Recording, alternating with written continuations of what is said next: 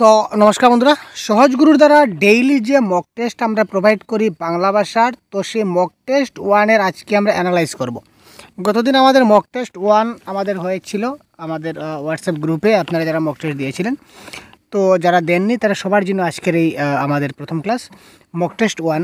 তো mock test ওয়ানে কী কী প্রশ্ন আমরা রেখেছিলাম এবং মক টেস্ট ওয়ানে কী কী ধরনের প্রশ্ন থাকছিল আমাদের, এবং কোন প্রশ্নের কোন আনসারটি সঠিক এবং কেন সঠিক, সবগুলো ডিটেলস আজকে আমি এক্সপ্লেন করব।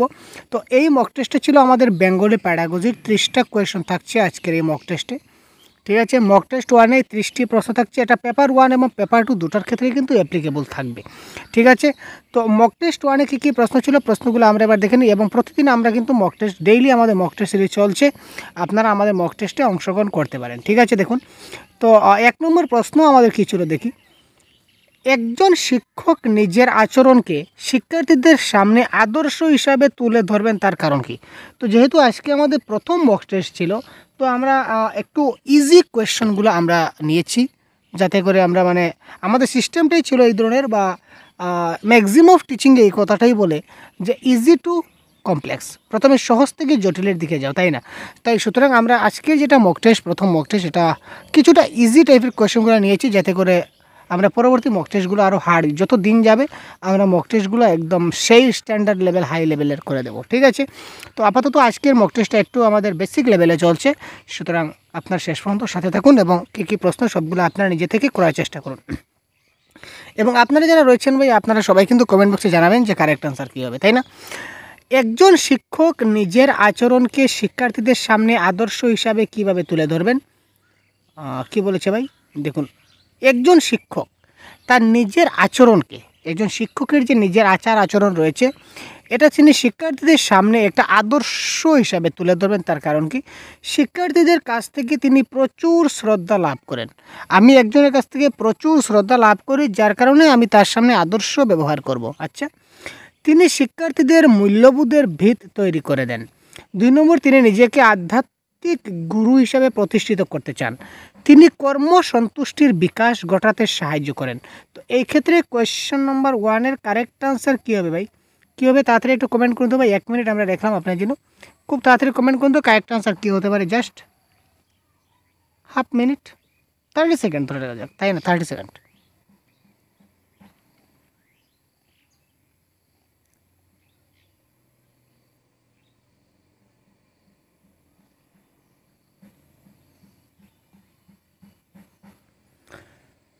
তো এই ক্ষেত্রে নিজেকে কখনো আধ্যাত্মিক গুরু ভাবা কখনো উচিত নয়, কারণ আমরা কোনো আধ্যাত্মিক গুরু নই। 1 নম্বর 3 নম্বর আনসার করো কর্মসন্তুষ্টির বিকাশ, সেটাও কোনো কথা নয়। এবং প্রচুর শ্রদ্ধা, যার প্রতি প্রচুর শ্রদ্ধা হবে সেটাও কিন্তু শিক্ষার্থীরা সবাই যে প্রচুর শ্রদ্ধা যে দেবে সেটাও কোনো কথা নয়। সুতরাং এই ক্ষেত্রে আমাদের যেটা কারেক্ট আনসার হবে, এই ক্ষেত্রে আমাদের কারেক্ট আনসার হবে তিনি শিক্ষার্থীদের মূল্যবোধের ভিত তৈরি করে দেন। এখান থেকে অর্থাৎ আমি যদি তাদের সামনে আদর্শ হিসাবে যদি আমি তাদের সামনে প্রদক্ষিণ করি, তাহলে তারাও কিন্তু আমার আচরণটা দেখে তারাও কিন্তু নিজেরা তারা কীভাবে আচরণ করতে হয় সেটা কিন্তু আমার থেকে তারা শিখবে। এই যে মূল্যবোধটা তারাও কিন্তু শিখবে, যার কারণে অপশন নাম্বার বি হবে এই ক্ষেত্রে কারেক্ট আনসার। পরবর্তী কোয়েশ্চন দেখুন, কোনো বিষয়ে কোনো ছাত্র দুর্বল থাকলে শিক্ষক হিসাবে আপনি কি করবেন? আপনার ক্লাসে যদি কোনো ছাত্র দুর্বল থাকে, তাহলে এই ছাত্রকে আপনি কি করবেন? বিষয়টি মুখস্থ করতে বলবেন, সংশ্লিষ্ট বিষয়টি বাদে অন্য বিষয়ে বেশি নম্বর তুলতে বলবেন, সম্ভাব্য প্রশ্ন উত্তর তৈরি করিয়ে দেওয়া বলবেন, নাকি বিষয়টি সম্বন্ধে শিক্ষার্থীর উৎসুক বাড়াবেন? এখানে কারেক্ট আনসার কী হবে? কোয়েশ্চন নাম্বার 2 তাড়াতাড়ি কমেন্ট বক্সে তাড়াতাড়ি জানাবে কারেক্ট আনসার। যেহেতু মক টেস্ট হচ্ছে আপনাদের সবার জন্য মক টেস্ট, তো আপনারা কমেন্ট বক্সে কারেক্ট আনসারগুলো জানালে আপনারা নিজে থেকে, তারপরে আপনারা শেষে একটা কাজ করবেন, আপনারা 30 পর্যন্ত মক টেস্ট আজকে দেখতে থাকুন। আজকে 30টা প্রশ্ন আমরা কভার করব এবং সর্বশেষে আপনারা এখন কমেন্ট বক্সে জানান কার আনসার কারেক্ট কতটা হবে। এবং আফটার ক্লাস আপনারা সবাই কিন্তু কমেন্ট বক্সে জানাবেন যে আপনাদের 30-এর মধ্যে কতগুলো কারেক্ট হয়েছে। মনে করুন এটা মক টেস্ট, আপনি ধরে নিন না এটা আপনার এক্সাম চলছে ভাই। এই ধরনের যখনই ভাববেন তখনই আপনি একটা ভালো নম্বর আপনি পেতে সাহায্য করবে আপনাকে যথেষ্ট পরিমাণে।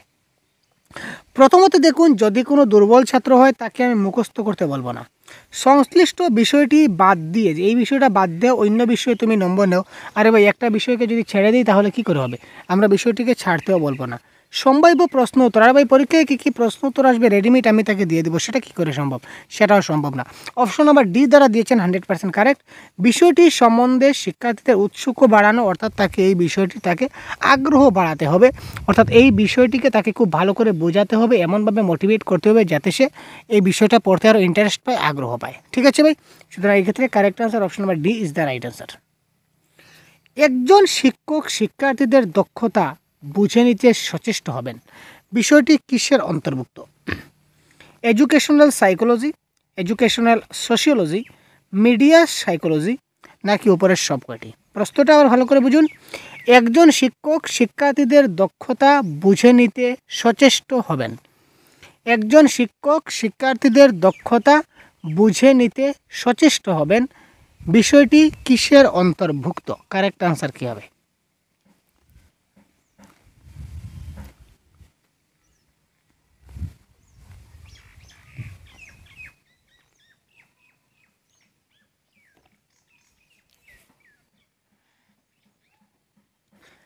এটা educational sociology, psychology, media psychology বলে কিছু হয় না ভাই, এডুকেশনাল সোশিওলজি কিছু না। কারণ শিক্ষার্থী এবং শিক্ষক আমরা যে পড়াই, কোন ছাত্রে কতটুকু বুঝতে পারলো কতটুকু বুঝতে পারলো না, তার বডি ল্যাঙ্গুয়েজ দেখে, তার ফেস এক্সপ্রেশন দেখে, ফেস বা মুখমণ্ডল দেখে কিন্তু আমরা কিছুটা অনুমান করে নিতে পারি। এটাকে বলা হয় এডুকেশনাল সাইকোলজি। একজন শিক্ষক শিক্ষার্থীর চেহারা দেখেই বুঝে নিতে পারবেন সে কতটুকু দক্ষ হয়েছে, সে কতটুকু বেশি পেরেছে বা বুঝতে পেরেছে বা শিখতে পেরেছে, যাই হোক এটা তিনি যে বুঝতে পারবেন, that is call educational psychology is the right answer. তারপর দেখি কোয়েশ্চেন নাম্বার 4, শিক্ষকের প্রধান দায়িত্ব কী? এখানে 4টা অপশন দিয়েছে, এই ক্ষেত্রে আমরা দেখি আর শিক্ষকের প্রধান দায়িত্ব কী। কোয়েশ্চেন নাম্বার 4-এর কয়েকটা অপশন আছে, অপশনগুলো আমরা দেখি। শ্রেণীকক্ষে শৃঙ্খলা বজায় রাখা, শিক্ষার্থীদের পরীক্ষায় উত্তীর্ণ হতে সহায়তা করা, পঠনের বিষয়ের প্রতি শিক্ষার্থীদের আগ্রহ তৈরি করা, নাকি শিক্ষার্থীদের সদা ব্যস্ত রাখা? তো কী হতে পারে কোয়েশ্চেন নাম্বার 4? আপনারা সবাই জানেন, আমি জানি, সুতরাং কারেক্ট আনসার কী হবে খুব তাড়াতাড়ি কমেন্ট করুন। আবার আজকের ক্লাসের আমার একদম 100% শিওর যে আজকের মক টেস্টে আপনারা সবাই 30-এর মধ্যে 30 পাবেন, এত সহজ প্রশ্ন দিয়েছি। ঠিক আছে, আপনারা ভাববেন, আপনারা অনেকেই কিন্তু কমেন্ট করবেন যে স্যার এত সহজ প্রশ্ন কিন্তু পরীক্ষায় আসবে না, কিন্তু ভাই ঠেলার নাম বাবাজি, ঠেলায় না পড়লে বিড়াল গাছে উঠে না। অনেক সময় সহজ প্রশ্ন এমন ঘুরিয়ে পিছিয়ে আপনাকে দিয়ে দেবে না, আপনি তখন ধরতেই পারবেন না যে সঠিক আনসার এবং ভুল আনসার কোনটি, কোন অপশনটা আপনার সঠিক হবে, কোন আনসারটা ভুল হবে, সেটা আপনি নিজেই বুঝতে পারবেন না। সুতরাং আমাদের প্রথমে খুব ভালো করে সহজ জিনিসগুলোকে আমাদেরকে আয়ত্তে নিতে হবে, তারপর আমরা কঠিনের দিকে যাব। তাই আজকের মক টেস্টটা আমরা একটু সহজ হচ্ছে। Be clear. দেখুন এক্ষেত্রে কারেক্ট আনসার কি? ওয়াও ওয়াও ওয়াও ওয়াও 1 নম্বর দেখুন, সব শিক্ষার্থীকে সবসময় ব্যস্ত রাখবো। আমরা শিক্ষার্থীকে সবসময় ব্যস্ত রাখি না, ব্যস্ত রাখাটা উচিত নয়। সে পরীক্ষায় পাশ করবে তাকে আমি সাহায্য করব, মানে তাকে নকল করিয়ে দেখিয়ে দেবো, তাকে পরীক্ষার সময় দেখিয়ে দেবো, নতুবা কী কী প্রশ্ন আসবে তাকে আমি আগে থেকে বলে দেবো, সেটা কখনো সম্ভব নয়। শ্রেণীকক্ষে শৃঙ্খলা বজায় রাখা আর পঠনীয় বিষয়ের প্রতি শিক্ষার্থীদের আগ্রহ তৈরি করা, এটার থেকে এই দুটা থেকে বেস্ট আনসার হচ্ছে অপশন নাম্বার সি, পঠনীয় বিষয়ের প্রতি শিক্ষার্থীদের আগ্রহ তৈরি করা। অর্থাৎ যে বিষয়ে আমি তাদের এবার ক্লাস করাচ্ছি, যে টপিক নিয়ে আমি এবার আলোচনা করেছি, এই টপিকে তার উৎসাহটা বা আগ্রহটা তাকে আমাকে কী করতে হবে? বৃদ্ধি করতে হবে। যদি আমি এই তার চ্যাপ্টারের প্রতি যদি তার আগ্রহ থেকে যায়, আমি যা পড়াচ্ছি সে যদি খুব ভালো করে জিনিসটা বুঝতে পারে, তাহলে তার শ্রেণীকক্ষে তার শৃঙ্খলা অটোমেটিক্যালি বজায় থাকবে। একজন আদর্শবান শিক্ষক হবেন, একজন আদর্শ শিক্ষক কী ধরনের হবেন দেখি? পরিশ্রমী ও দায়িত্বশীল, উচ্চশিক্ষিত, নাকি উচ্চ মেধাসম্পন্ন, নাকি বাকপটু? কারেক্ট আনসার কী হবে? এই ধরনের সবগুলো মক টেস্ট কিন্তু আমরা ইউটিউবে ওপেন ক্লাসে আমরা আপলোড করব না, আমাদের প্রাইভেট থাকছে, প্রাইভেট মক টেস্ট আমাদের হবে। তো প্রাইভেট মক টেস্টে যদি আপনি জয়েন হতে চান তাহলে অবশ্যই আপনি এই নাম্বারে আমাদের যোগাযোগ করতে পারেন, আমাদের সহজগুরু অফিসিয়াল হোয়াটসঅ্যাপ নাম্বার। আপনি 50টা মক টেস্ট দিতে পারবেন, আমরা অফলাইন মক টেস্ট আমাদের প্রোভাইড করব হোয়াটসঅ্যাপ গ্রুপের মাধ্যমে, আমরা মক টেস্ট দেবো, আপনারা নিজেরা নিজের স্কোর জানতে পারবেন এবং ভিডিওর মাধ্যমে পরবর্তী সময় সেটা ক্লিয়ার এক্সপ্লেনেশন জানতে পারবেন। এটার জন্য আপনার প্রাইস থাকছে 150, ঠিক আছে, 150 আপনার প্রাইস থাকছে এটার জন্য বরাদ্দ। এটা থেকে আপনি 50+50+ মক টেস্ট আপনি পাবেন। ঠিক আছে, যদি প্রয়োজন হয় ভাই অবশ্যই করবেন, আর নতুবা দরকার নেই। আপনার প্রয়োজন অনুসারে ভাই, আমরা কাউকে জোর করি না। আপনাকে করতেই হবে সেটা কথা নয়, আপনি পরীক্ষার রেজাল্ট ভালো করবেন সেটা আপনার ব্যাপার, আপনি পরীক্ষার রেজাল্ট খারাপ করবেন সেটা আপনার ব্যাপার ভাই। আমরা চেষ্টা করছি যাতে আপনাকে একটা ভালো কোয়ালিটি এডুকেশন দেওয়ার চেষ্টা করছি আমরা। ঠিক আছে, তো যদি প্রয়োজন হয় মনে করেন তাহলে আপনি এই নাম্বারে হোয়াটসঅ্যাপ করতে পারেন। এখানে আপনাকে 150 পেমেন্ট করতে হবে, সেটা আগে বলে রাখি। 150 পেমেন্ট করার পর আপনাকে একটা গ্রুপে জয়েন করে দেবো, আর এই গ্রুপের মাধ্যমে আপনি মক টেস্ট দিতে পারবেন। 50টা মক টেস্ট আমরা পরীক্ষার আগ মুহূর্তে আপনাদের কাছ থেকে নেব। ঠিক আছে, অবশ্যই 50টা মক টেস্ট দেবেন, সেটা একদম ডাইরেক্ট প্রিভিয়াস ইয়ার কোয়েশন রিলেটেডও আমরা কিছুটা করবো, যাতে করে আপনারা মানে পুরো ড্যাম শিওর প্রত্যেক পুরো সিলেবাস কভার হবে। এখানে শুধু যে প্যাডাগজি হবে তা নয়, প্যাডাগজির মধ্যে সবগুলো টপিক থাকবে, তাছাড়া বাংলা গ্রামার থাকবে, প্যাসেজ থাকবে, কবিতা থাকবে, মানে বাংলা ভাষার সম্পূর্ণ ফুল মক টেস্ট আমরা কভার করবো। ঠিক আছে, তো চলুন এই প্রশ্নের কারেক্ট আনসার হবে পরিশ্রমী এবং দায়িত্বশীল। যারা পরিশ্রমী এবং দায়িত্বশীল দিয়েছেন তারা 100% কারেক্ট। নেক্সট, শিক্ষা দানের ক্ষেত্রে মনস্তাত্ত্বিক বিশ্লেষণ অপরিহার্য, তার কারণ কি? Question number 6। শিক্ষা দানের ক্ষেত্রে মনস্তাত্ত্বিক যেটা বিশ্লেষণ রয়েছে, মনস্তাত্ত্বিক সাইকোলজিক্যাল অ্যানালাইসিস, এটা খুব প্রয়োজন। তার কারণ কি? এই পদ্ধতিতে শিক্ষার্থীর অসুবিধা অনুধাবন করে শিক্ষাদানের পদ্ধতি স্থির করা। হ্যাঁ, হতে পারে, কারণ যদি আমরা সাইকোলজিক্যালি যদি আমরা অ্যানালাইজ করি তাহলে বুঝতে পারবো যে শিক্ষার্থীর কোন জায়গায় সমস্যা হচ্ছে। ঠিক আছে, তোমার কোন কোন জায়গায় ব্যথা গো, এটা গান ছিল না? গানে পড়ালেন কী ছিল জানি না ভাই, আপনারা কমেন্টে জানাবেন। দেখুন, এই পদ্ধতিতে শিক্ষার্থীর অসুবিধা কি, কোন কোন জায়গায় তার অসুবিধা রয়েছে, এই অসুবিধাগুলি বুঝে তার শিক্ষাদানের পদ্ধতি স্থির করা যায়। এই পদ্ধতিতে আমি পড়াচ্ছি, তার মানে এখানে তার সমস্যা হচ্ছে। যদি আমি এই পদ্ধতিটা যদি পরিবর্তন করে অন্য একটা পদ্ধতিতে ধরি তাহলে হয়তো সেই জিনিসটা খুব ভালো করে বুঝতে পারবে। তার জন্য আমাদের মনস্তাত্ত্বিক বিশ্লেষণ প্রয়োজন, এটা কারেক্ট। এতে শিক্ষাদানকে আকর্ষণীয় করা যায়, এটাও কারেক্ট, কারণ মনস্তাত্ত্বিক সাইকোলজিক্যালি অ্যানালাইজ করে যদি আমরা ক্লাস করি তাহলে প্রত্যেকটা ক্লাস আমাদের আকর্ষণীয় হবে, সেটা ঠিক। এতে শিক্ষার্থীদের আচরণ অনুধাবন এবং সংশোধন করা যায়। ইয়েস, একটা ছাত্রের আচরণ কী ধরনের, তার আচরণটা কী ধরনের সেটা আমরা বুঝতে পারি। ঠিক আছে, বুঝতে পারি, এবং যদি প্রয়োজন হয় সেই আচরণটা আমরা সংশোধনও করাতে পারি। সুতরাং ABC তিনটাই কারেক্ট, তার মানে সবকটি তথ্যই সঠিক। Option number D is the right answer. শ্রেণীকক্ষে শিক্ষার্থীদের অনুপস্থিতি কমাতে করণীয় কি? আপনার ক্লাসে যদি ছাত্র খুব কম আসে, অনুপস্থিতি হয়, মানে উপস্থিতির সংখ্যাটা কম হয়, যেমন আপনার ক্লাসে 50টা ছাত্র রয়েছে, ঠিক আছে, আপনার ক্লাসে 50 জন ছাত্র রয়েছে, হয়তো 10 জন 20 জন আসে। আজকে যে 10 জন 20 জন আসলো, হয়তো আর 4 দিন 5 দিন নেই, পরের দিন আরও একদিন হঠাৎ কেউ চলে আসলো। এই ধরনের যদি সমস্যা হয় তো আপনি ছাত্রগুলোকে রেগুলার কী করে করবেন? স্কুলে তো রেগুলার করানোর উপায় কী? 1 নম্বর, সবাইকে শাস্তি দেবেন, যে না আসতে এমন খেলাবো, এমন পিটন দেব, এটা আপনি করতে পারেন। নাম্বার 2, প্রধান শিক্ষকের দৃষ্টিগোচর করা, আপনি প্রধান শিক্ষককে জানাবেন, আচ্ছা, অভিভাবককে জানাবেন, 3 নম্বর অপশন। তারপর হচ্ছে শ্রেণীতে নিয়মিত কার্যকরীভাবে শিক্ষাদান, শ্রেণীতে নিয়মিতভাবে কার্যকরীভাবে শিক্ষাদান করতে পারেন। এই 4টে অপশন থেকে আপনি কোনটা করবেন, কোনটা কারেক্ট আনসার হবে?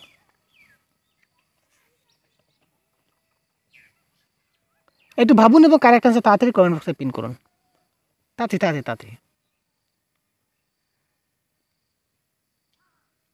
আমি কিন্তু আপনাদের সবার কমেন্ট দেখছি, যদিও আমি ডাইরেক্ট লাইভে আপনাদের সঙ্গে নেই, কিন্তু যেহেতু আমাদের সেকশনে আছে, সিস্টেমে আছে, আমরা কিন্তু আপনাদের প্রত্যেকটা কমেন্ট দেখতে পাচ্ছি ভাই। শ্রেণীকক্ষে শিক্ষার্থীদের অনুপস্থিতি কমাতে করণীয় কি? আপনারা কখনোই শ্রেণীকক্ষে শাস্তি দিতে পারেন না, সেটা আইনত দণ্ডনীয় অপরাধ। শিশুদেরকে আমরা শাস্তি দিতে পারি না, সেটা আইনত দণ্ডনীয়। প্রধান শিক্ষকের দৃষ্টিগোচর করা, আরে ভাই ছাত্র, আমি একজন ক্লাস টিচার, আমি ক্লাস টিচার হিসেবে যদি ছাত্র আমার ক্লাসে আসে না, তাহলে প্রধান শিক্ষককে জানিয়ে কী হবে? প্রধান শিক্ষক জানিয়ে কী করবেন? কিছু করতে পারবেন না। অভিভাবককে জানানো, সেটাও কারেক্ট নয়। আপনি অল ইন অল যা কিছু করতে হবে আপনাকে করতে হবে, এখানে কোনো অভিভাবক, কোনো মাতা পিতা, কোনো বাইরে থেকে কোনো স্পেশালিস্ট কারো কোনো ফায়দা হবে না, যা করবেন আপনি করবেন।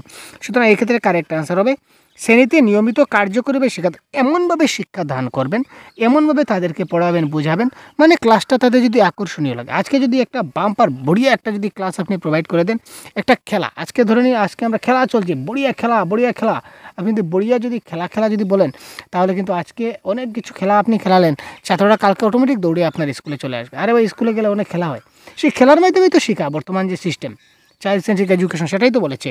সুতরাং আমাদের করণীয় কি, কার্যকরীভাবে শিক্ষাদান ইজ দ্য রাইট অ্যান্সার।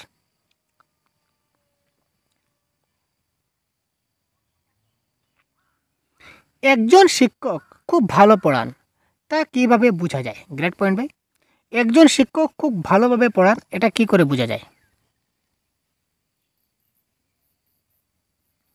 বেশিরভাগ শিক্ষার্থীর শ্রেণীকক্ষে উপস্থিতির হার দেখে। আচ্ছা, শিক্ষক যা পড়াচ্ছেন তা শিক্ষার্থীদের বোধগম্য হচ্ছে কিনা না তা দেখে, শিক্ষক এলে শিক্ষার্থীদের উঠে দাঁড়ানো দেখে, না কোনোটি নয়? Question number 8।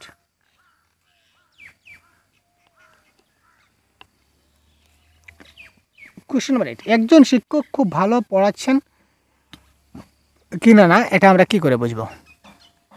কারেক্ট আনসার কী হবে?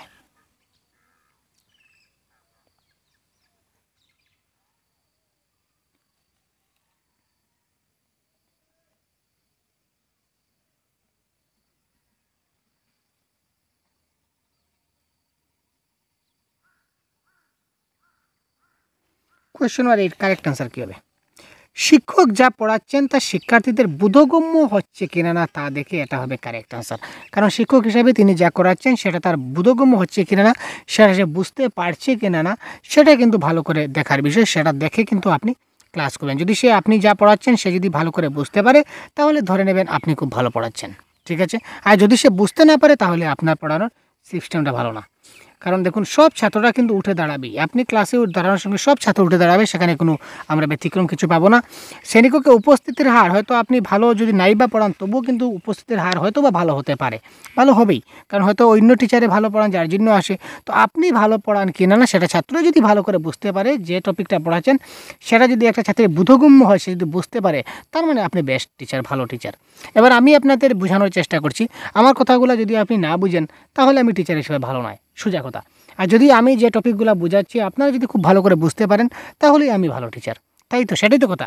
সুতরাং শিক্ষক যা পড়াচ্ছেন তা শিক্ষার্থীদের যদি বোধগম্য হয় তাহলে কিন্তু তিনি ভালো টিচার, তিনি ভালো পড়ান। কোনো ব্যক্তির মানসিক বয়স প্রকাশ পায়। একজন ব্যক্তির মানসিক বয়স কিভাবে প্রকাশ পায়? মস্তিষ্কের আয়তন দ্বারা। মাথা যত বড় হবে, মাথার আয়তন, মস্তিষ্কের আয়তন যত বড় হবে তত তার মানসিক বয়স হবে। আরে ভাই কী ব্যাপার ভাই! বৌদ্ধিক বিকাশে নির্বাচনী পরীক্ষার, বৌদ্ধিক বিকাশের আবার নির্বাচনী পরীক্ষা হয় নাকি? জানি না তো ভাই। মানসিক উন্নতির পরিমাপ দ্বারা। তারপর বলছে কোনো ব্যক্তির বয়সের পরিমাপ দ্বারা। এই ক্ষেত্রে কারেক্ট আনসার হবে 9-এর সি। এটার একটা মানসিক বয়সের একটা ফর্মুলা আছে, ঠিক আছে। ক্রোনোলজিক্যাল এজ আছে, তারপর রিয়েল এজ আছে, মান্থাল এজ আছে, ইন্টু 100 আছে, তাই তো? সেটা আমরা ক্লাস পরবর্তী সময় ডিটেলস দেখব। একজন শিক্ষকের দক্ষতা বিচার করা যাবে কিসের ভিত্তিতে? একজন শিক্ষকের যে দক্ষতা রয়েছে এই দক্ষতা আমরা কিসের ভিত্তিতে বিচার করতে পারি? একজন শিক্ষকের দক্ষতা আমরা কিসের মাধ্যমে বিচার করতে পারি? তার শিক্ষাগত যোগ্যতার ভিত্তিতে, লিখিত গ্রন্থ প্রকাশের মাধ্যমে, চাকরির সময়কালে, নাকি শিক্ষার্থীদের প্রয়োজনে সামিল হওয়ার ভিত্তিতে? তো কিসের ভিত্তিতে আমরা শিক্ষকের দক্ষতাটা বিচার করতে পারি? কারেক্ট আনসার এই ক্ষেত্রে কী হবে? কোয়েশ্চন নাম্বার 10 খুব তাড়াতাড়ি কমেন্ট করুন।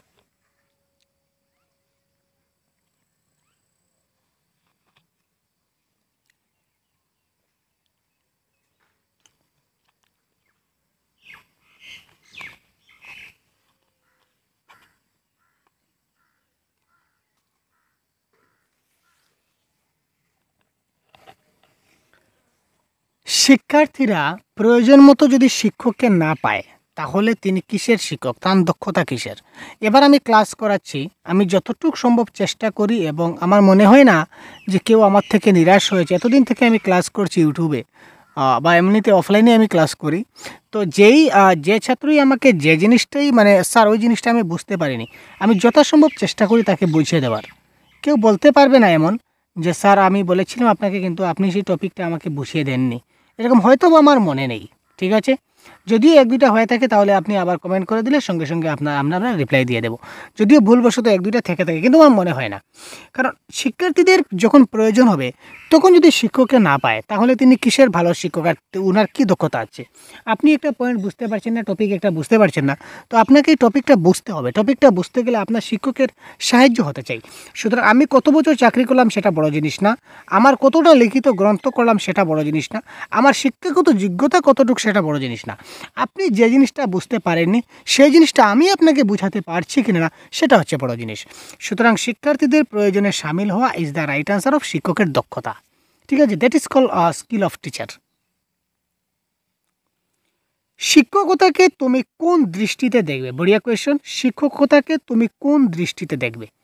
একটি শান্তিপূর্ণ নিশ্চিন্তের কাজ রূপে, রাজনীতি করার একটি ক্ষেত্ররূপে, বাড়িতে শিক্ষার্থীদের পড়িয়ে প্রচুর রোজগারের সুযোগ নিয়ে, একটি চ্যালেঞ্জ নেবার মতো কাজ হিসেবে। Question number 11।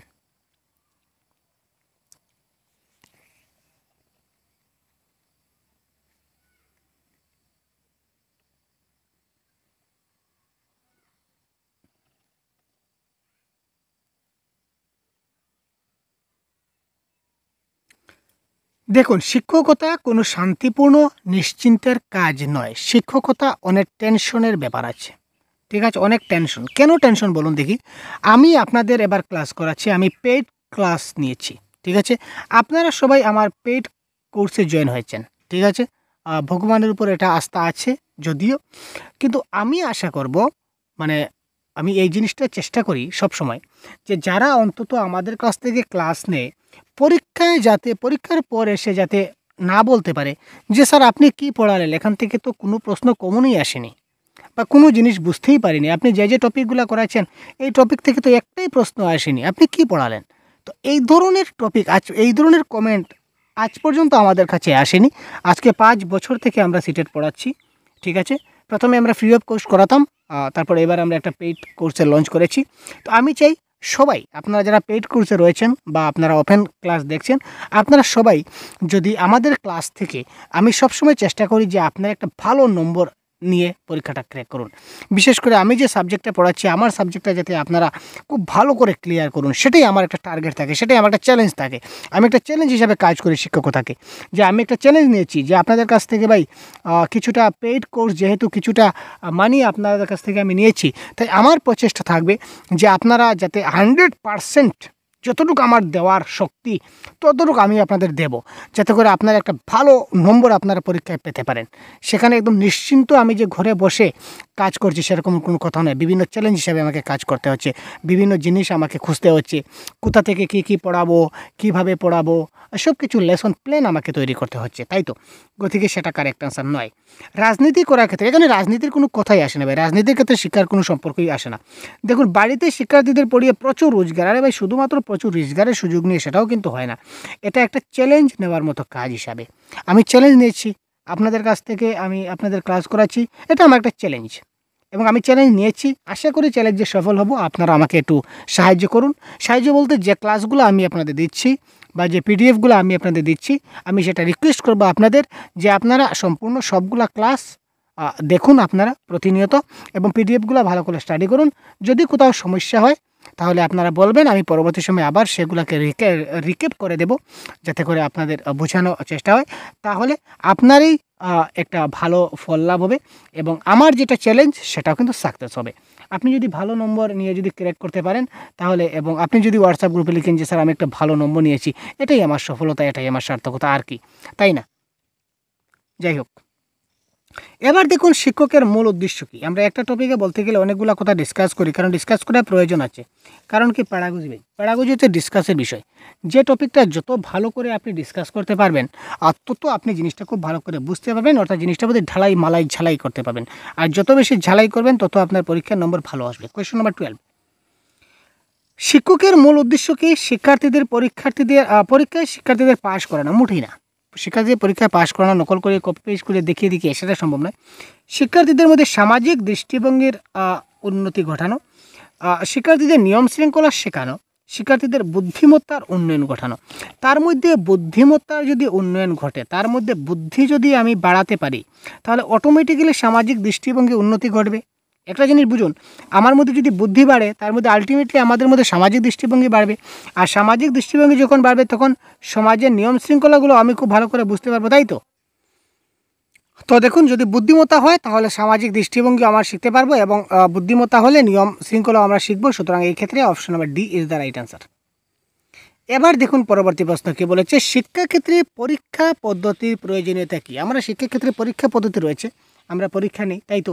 যেমন আমরা সিটেট যে পরীক্ষা দেব এটাও একটা পরীক্ষা। আমরা অনেক সময় অনেকগুলা যেমন এইচএসএলসি পরীক্ষা, এইচএস পরীক্ষা বা আমরা ছাত্রদের অনেক পরীক্ষা নেই, তো ওই সবগুলো আমরা নিজেও পরীক্ষা দিয়েছি। তো যে শিক্ষাক্ষেত্রে যে পরীক্ষা পদ্ধতির প্রয়োজনীয়তা, এটা কেন প্রয়োজনীয়তার কী? পঠন পাঠনের নতুন পদ্ধতি প্রয়োগের জন্য, শিক্ষার্থীদের অগ্রগতির পরিমাপ করার জন্য, ক এবং খ দুটোই, না কোনোটিই নয়? কোয়েশ্চন নাম্বার 13 কী হবে কারেক্ট আনসার? একটু ভাবুন তো কারেক্ট আনসার কী হতে পারে কোয়েশ্চন নাম্বার 13।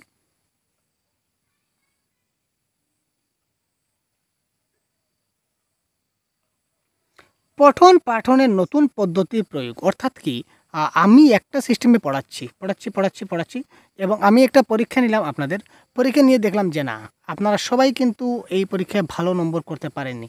তার মানে এই যে শিক্ষক হিসেবে আমাকে কী করতে হবে, আমার যে পড়ানোর যেটা পদ্ধতিটাকে পরিবর্তন করতে হবে, আমি একটা নতুন পদ্ধতি প্রয়োগ করতে পারি। Option number 1 correct.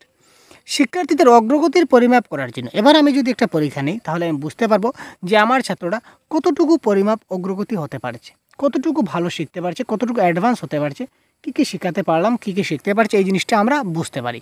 সুতরাং ক এবং খ দুটোই ঠিক, সুতরাং option number C is the right answer. নিম্নলিখিত কোনটিকে শিক্ষাক্ষেত্রে একটি বৈষম্য রূপে চিহ্নিত করা অনুচিত? জেনারেলি সবগুলা বৈষম্যকেই আমরা অনুচিত, সব কোনোটাকেই আমরা বৈষম্য রূপে উচিত নয়। তার মধ্যে এখানে একটা কারেক্ট, একটাকে আমরা খুব ভালো, যেমন দেহগত বৈষম্য থাকতে পারে, কেউ ছোটো কেউ বড়, কারো একটু পাতলা, কারো একটু মোটা, কারো একটু রোগা, কারো একটু চিকন, এই ধরনের হতে পারে শারীরিক বৈষম্য। মানসিক বৈষম্য এটাও থাকতে পারে, শক্তিগত বৈষম্য থাকতে পারে, কিন্তু আমরা আর্থিক বৈষম্যকে কোনো সময় আমরা একটা বৈষম্য হিসেবে চিহ্নিত করতে পারি না।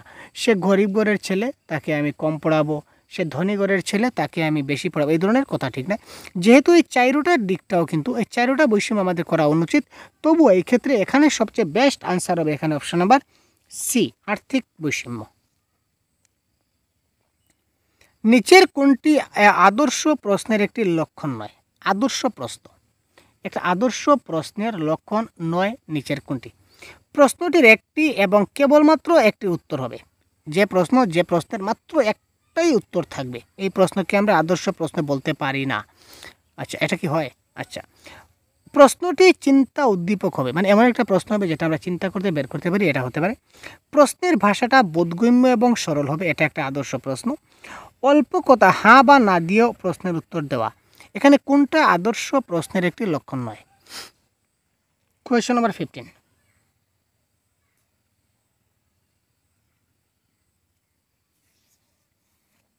এখানে দেখুন, প্রশ্নের ভাষা বোধগম্য এবং সরল হবে, এটা একটা আদর্শ প্রশ্ন। প্রশ্নটি চিন্তা উদ্দীপক হবে, এটাও কিন্তু কারেক্ট। আবার আমরা প্রশ্নটির একটা উত্তরও আমরা দিতে পারি, একটি উত্তরের মাধ্যমে আমরা উত্তর দিতে, এটাও একটা আদর্শ প্রশ্ন ধরতে পারি।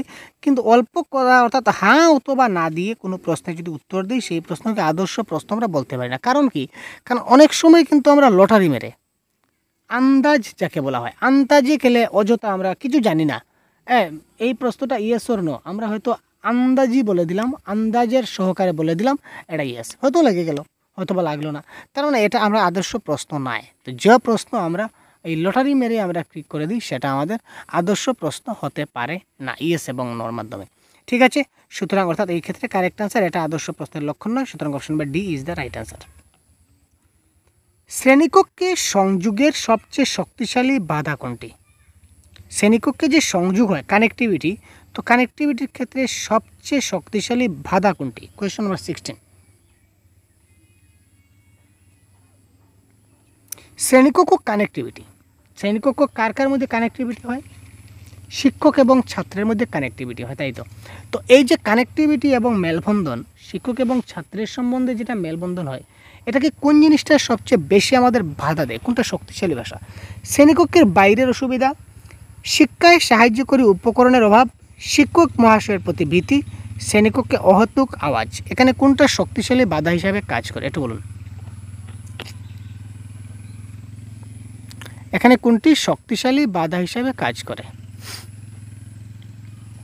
তো এই ক্ষেত্রেই আমাদের কারেক্ট আনসার কী হবে দেখুন, শ্রেণীকক্ষের বাইরের অসুবিধা হলেও যদি শ্রেণীকক্ষের ভিতরে আমরা সংযোগে চলে আসলাম তাহলে এটা কোনো কাজে লাগলো না। ভাষায় শিক্ষায় সাহায্যকারী উপকরণ যদি অভাব হয় তবুও কিন্তু শ্রেণীকক্ষ কানেক্টিভিটি হয়, এখানে বাধা হচ্ছে না। অহেতুক আওয়াজ সেটাও নয়, কিন্তু এখানে কারেক্ট আনসার হবে শিক্ষক মহাশয়ের প্রতি ভীতি। আগেই বলেছিলাম শ্রেণীকক্ষ সংযোগ কার মধ্যে হবে, টিচার প্লাস স্টুডেন্ট, তাই তো শিক্ষক এবং ছাত্রের মধ্যে কিন্তু সেই সংযোগটা হবে। এবার একজন ছাত্র যদি শিক্ষককে ভয় পেয়ে যদি সে কিছু নাই বা বলে, তাহলে তাদের মধ্যে কানেক্ট কী করে হবে, তাদের মধ্যে সংযোগ কী করে হবে, কোনো মতেই হবে না। সুতরাং এই ক্ষেত্রে শিক্ষক মহাশয়ের প্রতি যেটা ভীতি সেটা শক্তিশালী বাধা হিসেবে কাজ করবে। সুতরাং শিক্ষক এবং ছাত্রের সম্পর্কটা বন্ধুত্বসুলভ সম্পর্ক হওয়া চাই, ফ্রেন্ডলি বিহেভিয়ার হওয়া চাই, অর্থাৎ যে কোনো জিনিস ছাত্ররা যাতে ভয় না করে শিক্ষককে, ঠিক আছে, ভয় না করে সব কিছু সরসারা যাতে বলে যে স্যার বুঝতে পারেন, এই ধরনের হওয়া উচিত। এবার দেখুন একটু জুম আউট করতে হচ্ছে, না হলে কিন্তু বোঝা যাচ্ছে না। এবার দেখি আমরা, সাহিত্য মনস্ক শিক্ষার্থীকে বিজ্ঞান বিষয়ে আগ্রহী করতে হলে কি করা যায়। একজন ছাত্র সে তার সাহিত্য তার খুব ভালো লাগে, তো সে সাহিত্য মনস্ক শিক্ষার্থী, আমি মনে ভাবলাম যে সাহিত্য তার খুব ভালো লাগে, তাকে আমি বিজ্ঞান বিষয়ে আগ্রহী করতে চাই। তো আমি কি করব, বিজ্ঞান বিষয়ক বেশি বেশি গ্রন্থ পড়তে উৎসাহিত করব, বিজ্ঞান প্রদর্শনীতে ঘন ঘন নিয়ে যাবেন, তারপর হচ্ছে বিজ্ঞানের পাঠ্যসূচি মুখস্থ করবেন, মুখস্থ কণ্ঠস্থ গলস্থ নাকস্থ কানস্থ এগুলো সব তাড়াতাড়ি কেটে দিন, ক্যান্সেল, এটা হবে না। বিজ্ঞানের পরীক্ষাগারে নিয়ে তাকে হাতে কলমে দেখাবেন। কারেক্ট আনসার কোয়েশ্চেন নাম্বার 17 কি? আরে ভাই আনসার তুমি বলেই দিলাম, সি হবে না, তো সি হবে না তো এ বি ডি হবে, তো এ বি ডি কোনটা হবে, কারেক্ট আনসার তাড়াতাড়ি কমেন্ট বক্স।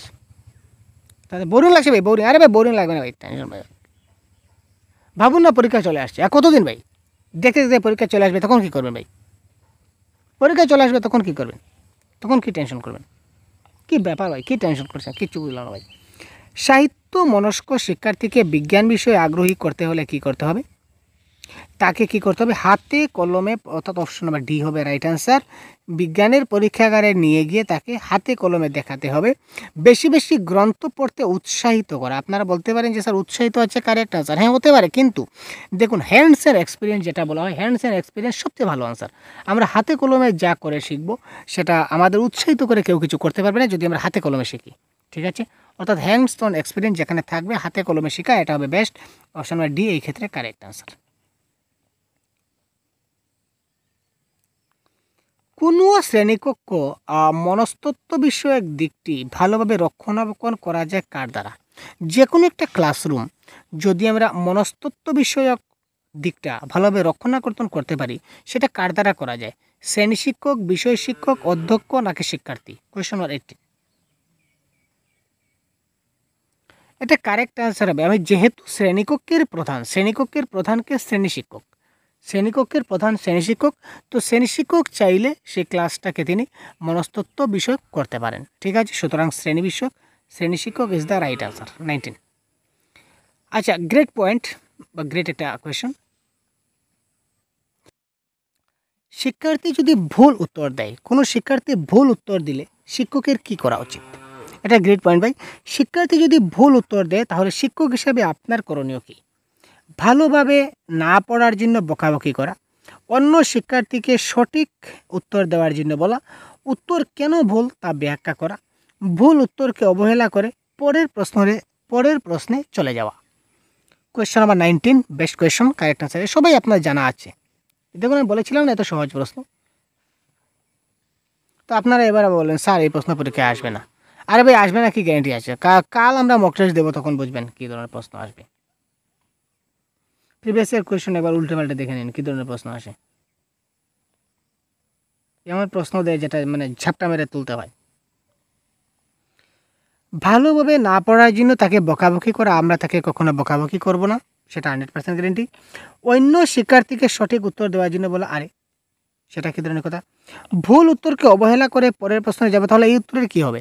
সুতরাং এই উত্তরটা কেন ভুল হলো সেটা কারণ অনুসন্ধান করতে হবে এবং তার সঠিক উত্তর কী সেটা তাকে বলে দিতে হবে, অর্থাৎ উত্তর কেন ভুল হয়েছে তার ব্যাখ্যা করতে হবে। নেক্সট, কোনো শিক্ষককে উত্তরপত্র মূল্যায়নের ক্ষেত্রে বিশ্বাসযোগ্যতা অর্জন করতে হলে তাকে কি হতে হবে। প্রশ্নটা খুব জটিল, যেহেতু সহজ লাগছে এত সহজ না। একজন শিক্ষক তার উত্তরপত্র মূল্যায়ন করতে চাই, উত্তরপত্র মূল্যায়ন মানে বুঝতে পারছেন তো, ছাত্ররা পরীক্ষা দিচ্ছে, আমি পরীক্ষার পেপার চেক করছি, এক কথা শেষ। পরীক্ষার পেপার চেক করার ক্ষেত্রে আমি যদি ছাত্রদের কাছে বিশ্বাসযোগ্যতা অর্জন করতে চাই, তো বিশ্বাসযোগ্যতা অর্জন করতে হলে আমাকে কি করতে হবে? কঠোর হতে হবে, বিনয়ী হতে হবে, চটপটে হতে হবে, না কোনোটি না? কারেক্ট আনসার কি? এই প্রশ্নের আনসার আপনারা সবাই ভুল করবেন, আমি জানি, গ্যারান্টি ভাই এই প্রশ্নের আনসার আপনারা ভুল করবেন। দেখুন,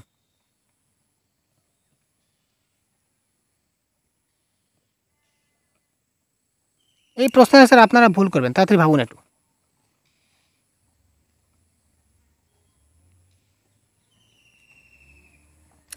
এই ক্ষেত্রে কারেক্ট আনসার, আপনারা অনেকে বিনয়ী করেছেন, কারেক্ট আনসার বিনয়ী হবে না, কারেক্ট আনসার হবে কঠোর। কারণ কি? কারণ আমি বলছি, তো আপনি যদি বিনয়ী হন তাহলে একটি ছাত্রর চেহারা দেখে আপনি তাকে একটা বেশি নম্বর দিয়ে দিলেন। একটি ছাত্রের চেহারা দেখে সে একটু হাসলো, নাচল, দাঁত দেখালো, আপনি তাকে ভালো নম্বর দিলেন। কিন্তু এই ক্ষেত্রে পরীক্ষার নম্বর দিতে গেলে আপনি সবার ক্ষেত্রে বিশ্বাসযোগ্যতা, সবাই আপনাকে যদি বিশ্বাস করতে চায় যে আমাদের স্যার ঠিক আছেন, আমরা যা লিখি তা পাই, সে কম লিখেছে কম পেয়েছে, আমি বেশি লিখেছি বেশি পেয়েছি, এই ধরনের হতে গেলে আপনাকে কঠোর হতে হবে, সবার ক্ষেত্রে সমান যাচাই শেষ করতে হবে, তাই না? যখন একটি বিষয় শেখার পর আরেকটি বিষয় শিখতে গেলে, যখন আমি একটা বিষয় শিখতে যাই, একটা বিষয় আমি শিখে নিলাম, শেখার পর যদি আরেকটা বিষয় আমি শিখতে যাই, তখন আগের বিষয়টা ভুলে যাই। এটা কী ধরনের প্রক্ষোভের মধ্যে ঘটে?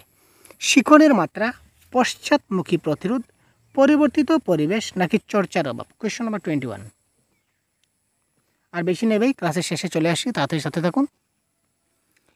যখন একটি বিষয় শেখার পর আরেকটা বিষয় আমরা শিখতে যাই, একটা বিষয় আমি শিখলাম, শিখতে শিখতে আমি আরেকটা বিষয়ে চলে গেলাম, তখন আমি কী করি? আগের বিষয়টা ভুলে যাই, আগের বিষয় কিছু মনে থাকে না। তো ওই যে আগের বিষয়টা ভুলে গেলাম, এটা কী ধরনের প্রক্ষোভের জন্য ঘটে? শিখনের মাত্রা, নাকি পশ্চাৎমুখী প্রতিরোধ, নাকি পরিবর্তিত পরিবেশ, নাকি চর্চার অভাব? আমি প্রশ্নটা ভালো করে শিখিনি, অর্থাৎ শিখনের মাত্রাটা আমার ভালো হয়নি। আমি যদি প্রশ্নটা যদি উত্তরটা যদি ভালো করে শিখতাম, শিখনের মাত্রাটা যদি আমার ভালো হতো, খুব ভালো করে যদি আমি শিখতে পারতাম, তাহলে আমি সেটা ভুলতাম না। আমি সেটা ভালো করে শিখিনি, যার কারণে আমি ভুলে গেছি। সুতরাং এখানে শিখনের মাত্রা ফ্যাক্টর করছে, ভালো করে শেখা হয়নি। যদি ভালো করে শিখতাম, ভালো করে জিনিসটা যদি বুঝতাম, তাহলে কিন্তু আমি পরেরটা শেখার সঙ্গে সঙ্গে আগেটা আমি ভুলতাম না। সুতরাং শিখনের মাত্রা এই ক্ষেত্রে কারেক্ট আনসার। সার্বিক বিকাশ বলতে কী বোঝায়? বহুত বড়িয়া ভাই, বহুত বিকাশ। সার্বিক বিকাশ বলতে বলতে ভাই মুখে চলে আসছে ভাই, সার্বিক শিক্ষা। আসলে ডেভেলপমেন্ট ক্লাস করতে করতে সবসময় এখানে ডেভেলপমেন্টই চলে আসে, কী বলবো বলুন। সার্বিক শিক্ষা বলতে দৈহিক বিকাশ, সামাজিক বিকাশ, মানসিক বিকাশ, দৈহিক, সামাজিক, মানসিক বিকাশ। তো সার্বিক শিক্ষা মানে অলরাউন্ড ডেভেলপমেন্ট, আর অবভিয়াসলি অলরাউন্ড ডেভেলপ মানে অলরাউন্ড হবে, যতগুলো আছে সবগুলো হবে। আরও যদি এক দুইটা এখানে যে প্রাক্ষবিক, আবেগিক যদি থাকতো তাহলে সেটাও হতো। সুতরাং দৈহিক, মানসিক এবং সামাজিক বিকাশ দেওয়া আছে, এটা কারেক্ট আনসার। উন্নত পরিবেশ শিক্ষার্থীর যে উন্নতি ঘটায়, উন্নত একটা পরিবেশ যদি থাকে, তো এই পরিবেশে শিক্ষার্থীর যে উন্নতি ঘটাবে তা কি? স্মৃতিবর্ধন, দৈহিক স্বাস্থ্য, মানসিক স্বাস্থ্য, নাকি কোনোটি নয়? উন্নত পরিবেশ যদি থাকে তাহলে শিক্ষার্থীর একটা উন্নতি ঘটে। তো উন্নত পরিবেশের দ্বারা শিক্ষার্থীর কোন উন্নতি ঘটে? স্মৃতিবর্ধন হয়, দৈহিক স্বাস্থ্য ভালো হয়, মানসিক স্বাস্থ্য ভালো হয়, না কোনোটি নয়? দেখুন, পরিবেশ যদি উন্নত হয় তাহলে তার মানসিক স্বাস্থ্যটা কিন্তু ভালো হবে। আমি জানি দুজন শিক্ষার্থী একই রকম হয় না, এটা বলতে কী বোঝায়? আমার জানা আছে যে দুইজন শিক্ষার্থী একই রকমের হয় না, অর্থাৎ দুইজন শিক্ষার্থী দুই রকমের হয়। এটা বলতে আমি কি বুঝি? অপশনে দেখি, শিক্ষার্থীর মানসিক প্রস্তুতির ভারসাম্য আছে, শিক্ষার্থীর শারীরিক গঠনের পার্থক্য আছে, পারিবারিক সামাজিক অবস্থার ভিন্নতা আছে, উপরের সবগুলোই সঠিক। Question number 24। কী হবে কারেক্ট আনসার? দেখুন, এই প্রশ্ন কিন্তু আমরা একটু আগে বলেছি ভাই, কারেক্ট আনসার কী হবে বলুন? আমি জানি দুজন শিক্ষার্থী একই রকম হয় না, এই বলতে কী বোঝায়? অর্থাৎ ইন্ডিভিজুয়াল ডিফারেন্স, ঠিক আছে, ব্যক্তিগত পার্থক্য। তো ব্যক্তিগত পার্থক্য বলতে শিক্ষার্থীর মানসিক প্রস্তুতির ভারসাম্য আছে, কারণ সব শিক্ষার্থীর কিন্তু মানসিক প্রস্তুতির সমান নয়, এটা ভারসাম্য আছে, একটা ডিফারেন্স আছে। একজন ছাত্র কিছুটা ভালো মানসিক প্রস্তুতি করতে পারে, আরেকজন একটু কম পারে, তাই তো? শিক্ষার্থীদের শারীরিক গঠনের পার্থক্য, শারীরিক গঠন থাকতে পারে, আগে বলেছিলাম, কেউ মোটা হবে, কেউ পাতলা হবে, কেউ চিকন হবে। আরে ভাই, পাতলা চিকন বুঝতে পারছেন তো? ব্যাপার একই ব্যাপার, বুঝলেই হলো ভাই। পারিবারিক সামাজিক অবস্থা, কারো সামাজিক অবস্থা ভালো, ভালো ব্যাকগ্রাউন্ড থেকে এসেছে, কেউ হয়তো একটু গরিব ব্যাকগ্রাউন্ড থেকে এসেছে, পারিবারিক দিক দিয়েও কেউ হয়তো পারিবারিক দিকে শান্তিতে আছে, কেউ পারিবারিক দিক দিয়ে অশান্তিতে আছে, এদিনও হতে পারে। সুতরাং উপরের সবগুলোই সঠিক। আমি জানি দুজন শিক্ষার্থী একই রকম নয়, আরও অনেক ধরনের হতে পারে, ঠিক আছে না? আমরা বৈচিত্র্যময় শ্রেণীকক্ষে ভাষা শিখেছিলাম, এখানেও আলোচনা করেছিলাম। আর ব্যক্তিগত পার্থক্য ইন্ডিভিজুয়াল ডিফারেন্স যখন ক্লাস করেছিলাম, এখানেও আমরা এই টপিকগুলো ডিসকাস করেছি। আপনারা কাইন্ডলি দেখে নেবেন, দেখে না থাকলে। কোনো শিক্ষার্থী যদি ধূমপানে আসক্ত হয় তাহলে শিক্ষকের কর্তব্য কী? আরে ভাই, কী প্রশ্ন আসছে বুঝতে পারছি না। একজন শিক্ষার্থী যদি ধূমপানে আসক্ত হয় তাহলে শিক্ষকের কর্তব্য কী? শিক্ষার্থীকে ধূমপানের ক্ষতিকর দিকটা বোঝানো, শিক্ষার্থীর অভিভাবককে জানানো, বিষয়টি সম্পর্কে উদাসীনতা অবলম্বন, শিক্ষার্থীকে শাস্তি দেওয়া। কী হবে কারেক্ট আনসার? কোয়েশ্চেন নাম্বার 25, খুব তাড়াতাড়ি কমেন্ট করুন।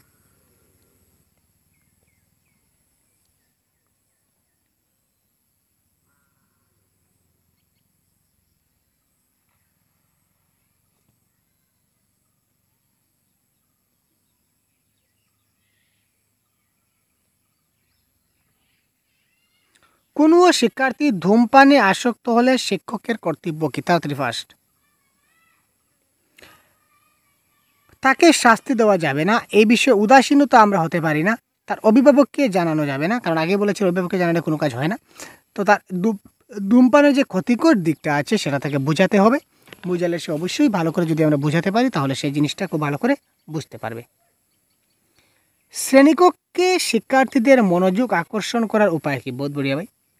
শ্রেণীকক্ষে শিক্ষার্থীদের যে মনোযোগ আমরা আকর্ষণ করি, তো মনোযোগ আমরা কি করে আকর্ষণ করতে পারি? 26, বিষয়বস্তুর উপস্থাপনের স্পষ্টতা, অর্থাৎ যে বিষয়ে আমরা উপস্থাপন করতে চাচ্ছি, যে বিষয়ে আমরা ক্লাসটা কন্ডাক্ট করব, এই ক্লাসটা পুরো স্পষ্ট হওয়া চাই। শিক্ষকের বোর্ড ওয়ার্কিং, অর্থাৎ তিনি বোর্ডে যে কাজ করছেন সেটা খুব ভালো কাজ হওয়া চাই। শিক্ষকের বাচনভঙ্গি, বা তিনি যে কথাগুলা বলছেন, তার যে বাচন বলেছেন, কথাগুলা যে ভঙ্গি, খুব স্পষ্টতা থাকা চাই। সুতরাং উপরের সবগুলি এখানে কারেক্ট আনসার হবে। মনোযোগ আকর্ষণ করার জন্য এই সবগুলি কিন্তু খুব প্রয়োজন। শ্রেণীকক্ষে শৃঙ্খলা বজায় রাখতে না পারার ব্যর্থতার মূল কারণ হলো, শ্রেণীকক্ষে যদি শৃঙ্খলা বজায় না থাকে, যদি বজায় কেউ রাখতে না পারে, তো বজায় রাখতে না পারার যে ব্যর্থতার মূল কারণ কি? শিক্ষকের শিক্ষাদান পদ্ধতিটা সঠিক নয়, 1 নম্বর। আর্থিক বিষয় সম্পর্কে শিক্ষকের জ্ঞান গভীর, উপযুক্ত কোনো কার্যসূচি শিক্ষক শ্রেণীকক্ষের জন্য গ্রহণ করে শিক্ষার্থীদের শিক্ষাদান করেন। Question number 27। তো এই ক্ষেত্রে কারেক্ট আনসার হবে শিক্ষকের শিক্ষাদান পদ্ধতিটা সঠিক নয়।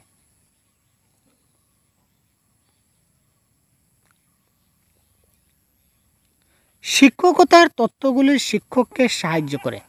শিক্ষকতা করতে গেলে যে তত্ত্বগুলো লাগে, এই তত্ত্বগুলো শিক্ষককে কীভাবে সাহায্য করে? শিক্ষার্থীদের ভালোভাবে জানতে লাগবে। শিক্ষকতা করতে গেলে তত্ত্বগুলো আমাদের জানতে লাগবে। আচ্ছা, জানতে লাগবে, এটা কারেক্ট। শিক্ষকতা এবং শিক্ষণের সাধারণ বৈশিষ্ট্য জানতে লাগবে। কোনো বিষয়বস্তুকে উপযোগী করার কৌশল জানতে লাগবে।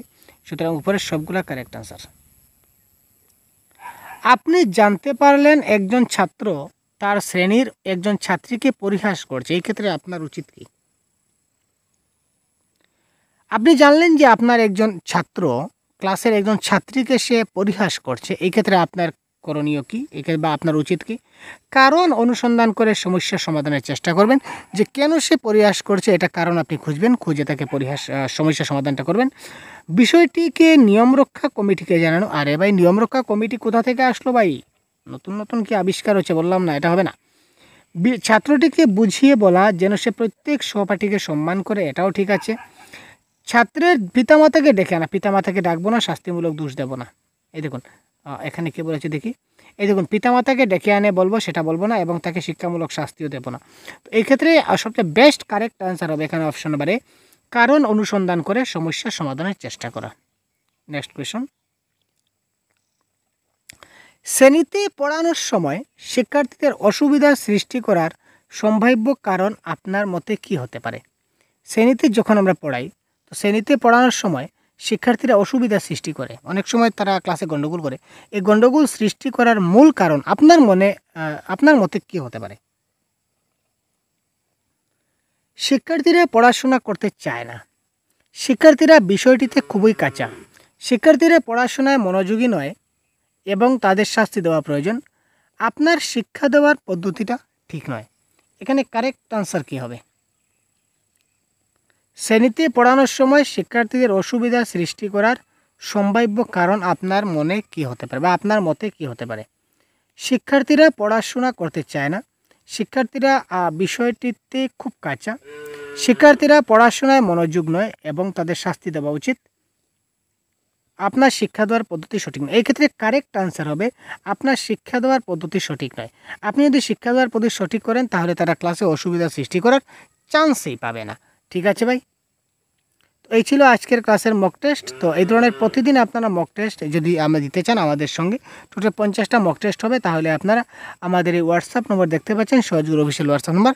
এই হোয়াটসঅ্যাপ নম্বরে আপনারা যোগাযোগ করুন। এখানে মক টেস্ট প্রাইস থাকবে আপনাদের 150। পরীক্ষার আগ মুহূর্তে বাংলা ভাষার সম্পূর্ণ কোর্স রিলেটেড কমপ্লিট কোর্স আমরা এখানে প্রোভাইড করছি মক টেস্টের মাধ্যমে।